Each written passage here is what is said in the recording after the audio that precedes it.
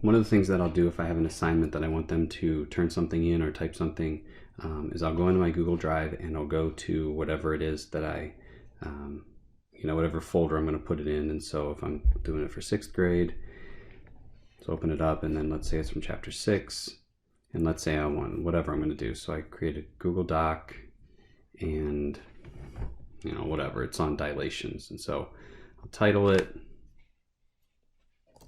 dilations, and then I give some sort of directions. Please make sure you whatever, doesn't matter. And so then I have it in the document or in my drive. Okay, then I go to my Google Classroom, and sorry, that's the wrong Google Classroom. So I go to my Google Classroom, I'll go to my classroom, and let's say I want to assign classwork. So it has to be classwork, it can't be a post that I shared. So I got to assign classwork. And so I create an assignment. All right, and then let's say it's dilations, and then I add. So then I add that document that I've already created. So I go to my Google Drive. I just created it, so it should be in my recent folder, so it's right there. So I click on that, and then I add. And then over here on the right, it says students can view file. And so I'm going to click on that, and I'm going to say make a copy for each student.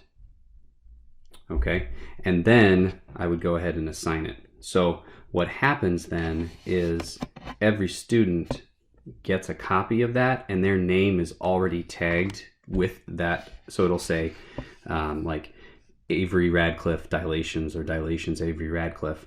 And then you can already see it when you look at the classwork from that document. So if you've done that, I'm trying to think if I did anything on recently, but if you've done that, then when you look at the assignment and you look at the classwork, when you look at the classwork, you look at each person, you look at their work and what they've done.